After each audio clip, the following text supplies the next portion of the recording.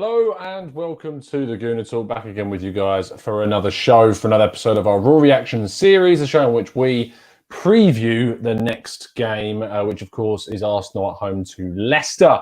Before we kick on with things, make sure that you check out, if you haven't already, our Tactical Breakdown podcast, which was out earlier on today.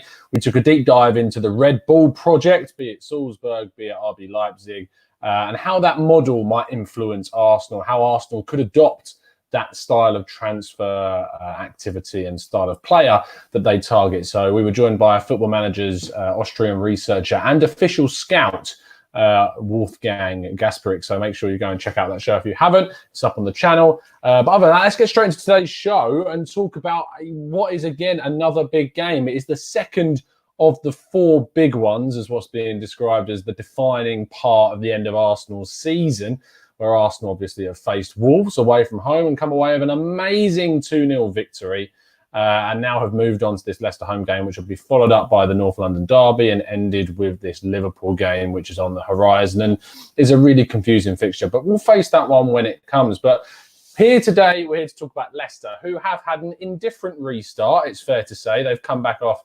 their break with COVID situation obviously going on, and they kept on dropping points up until last week, or last match day I should say, in which they beat Crystal Palace rather comfortably, a Crystal Palace side that we have struggled against in the past. But things are different now for Arsenal. Things are very, very different. Even players that we were thinking were struggling are starting to turn a corner. There were some amazing quotes coming out midweek from Emi Martinez talking about Arteta and the way that he was stunned by how good this coach is, which is a great thing to hear.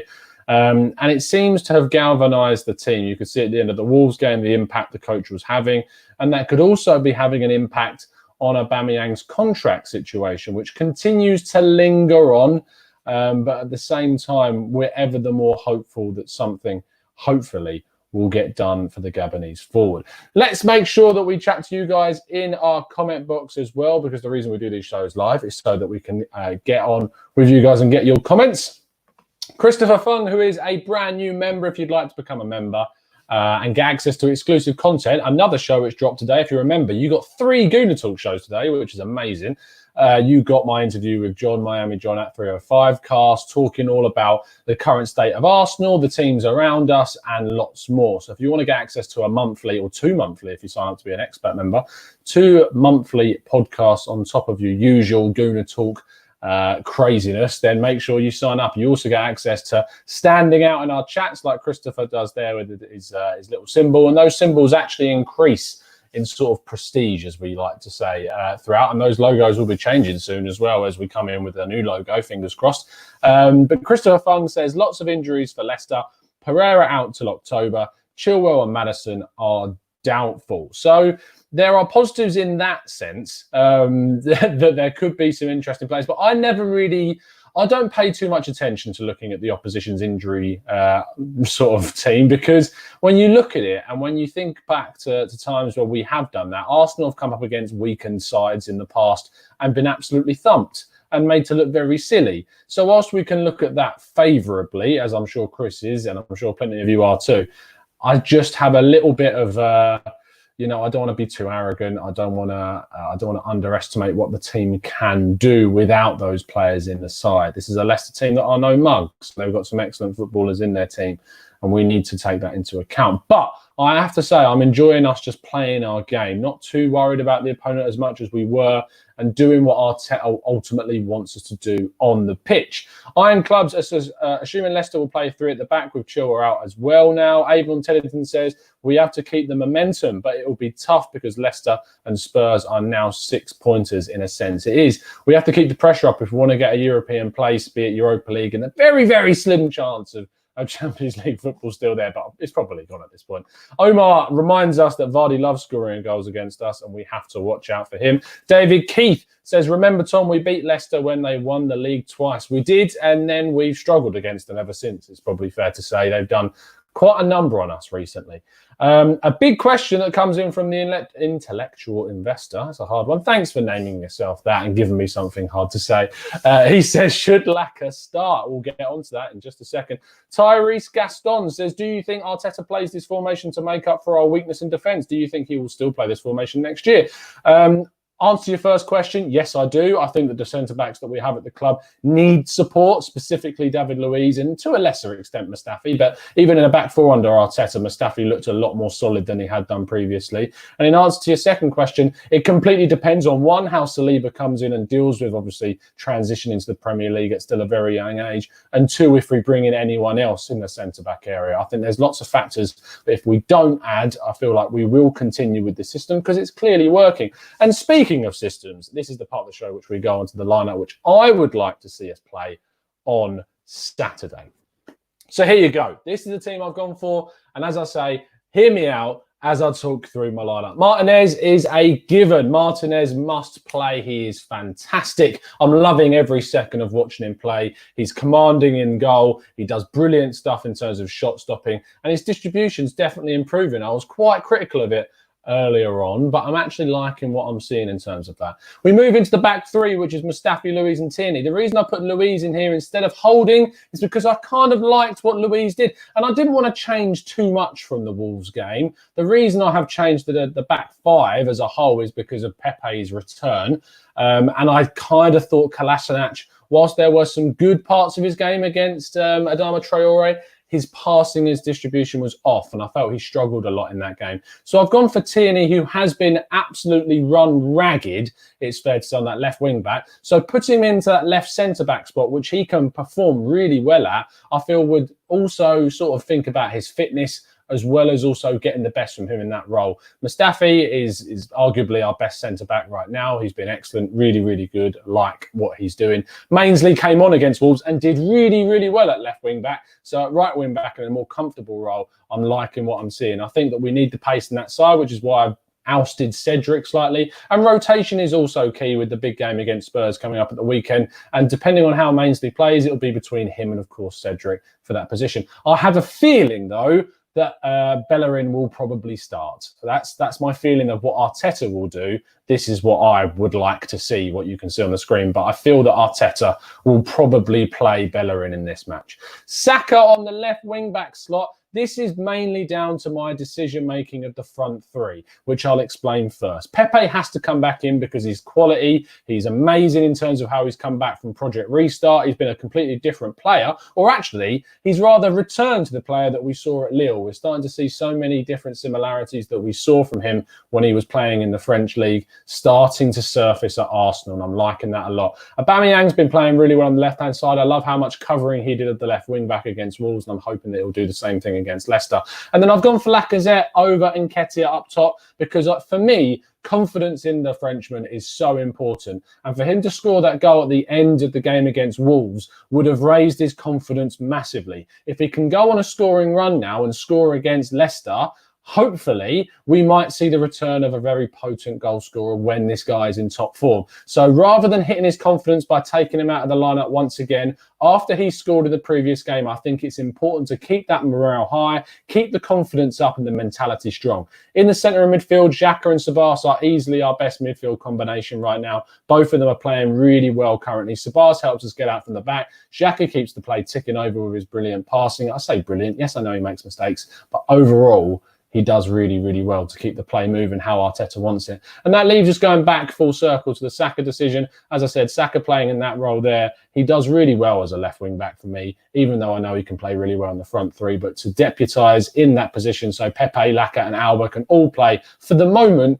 I think is an important part of Saka's play and Arteta's system. So, let's see what you guys have thought. I've not been looking at your comments while I was talking through them out of fear, mainly. But I think it's important that we get your say and see if you agree or disagree with what I was saying. First off, though, we have a super chat donation from TD Shifts, who is one of our fantastic members and is in line to be coming on the podcast this month for the expert members. If you're an expert member, you get the chance to come on the podcast every single month, and TD Shifts is currently in line for that role. And he says lineup would be Tierney, Mustafi, Luiz, Holding, Cedric, Martinez, Torreira, Ceballos, Pepe, Alba, Saka. 3-0 win. Looking forward to talking to you soon, Tom. I think it's interesting you put Martinez halfway through. For a minute, I was like, he's putting Martinez in midfield. What's this guy doing?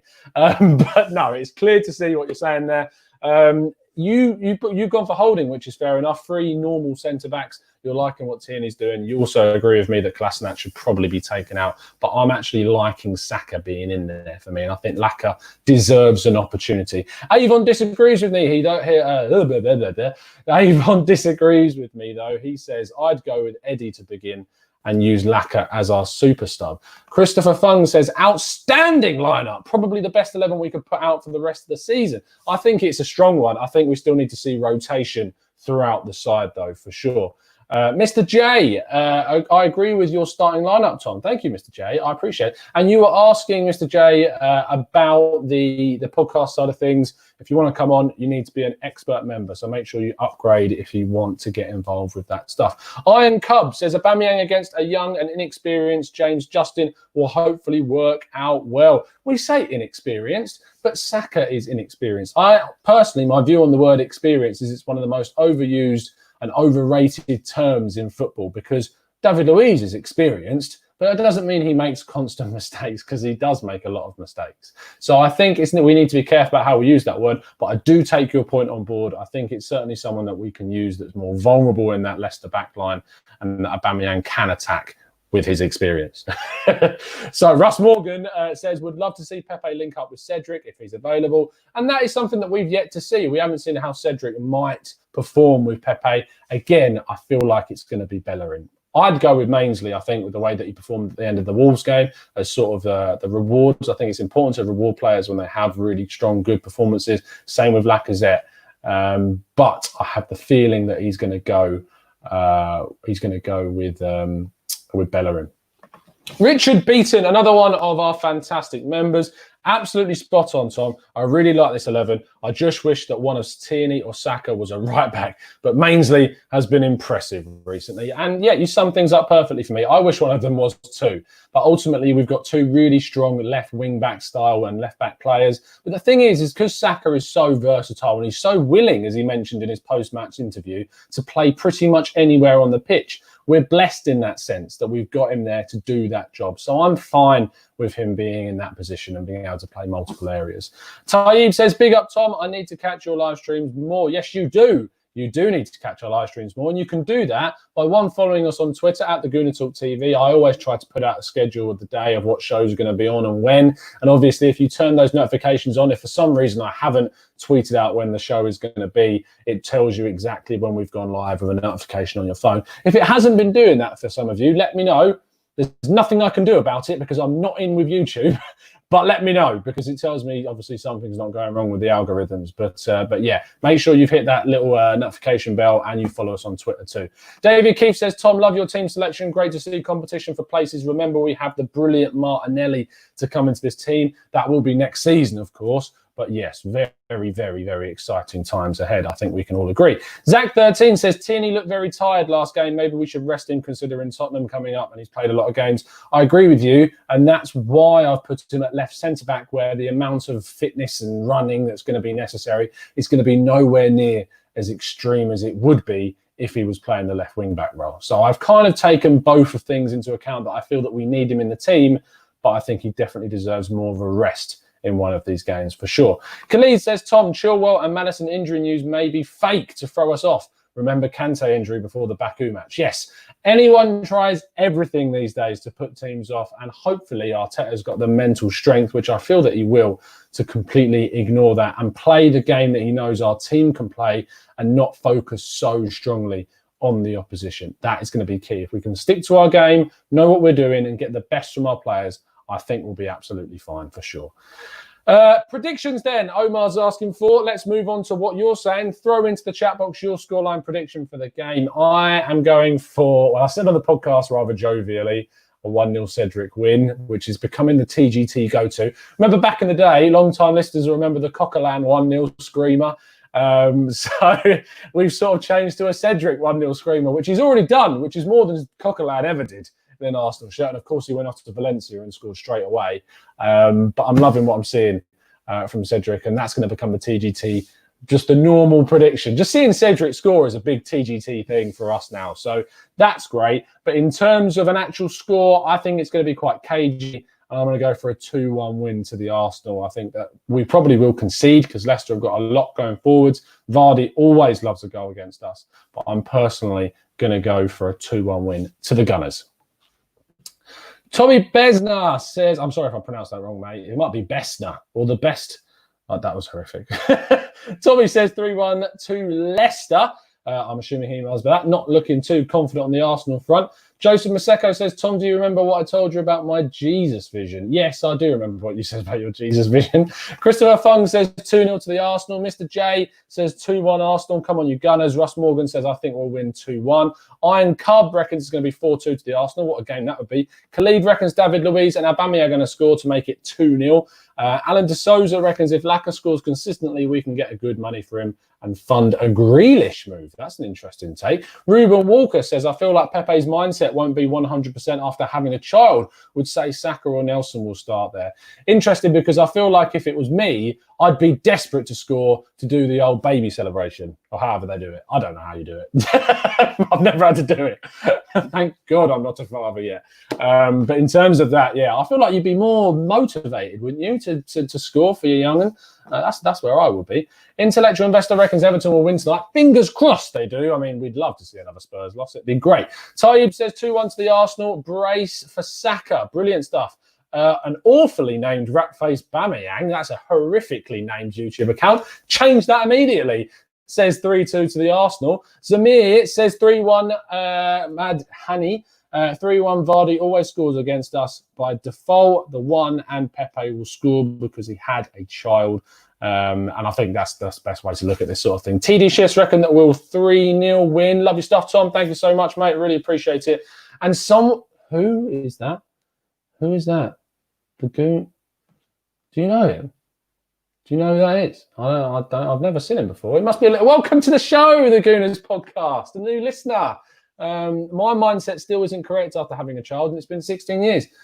Maybe you should go talk to someone about that, mate. That's weird. I've never seen this account before, and he's jumped on, and I think you need some help, mate. There's people you can talk to. Ruben Walker says 2-0 Arsenal. Rene Flores says Arsenal 2, Leicester 1. And Tommy Bestner, he's corrected himself now.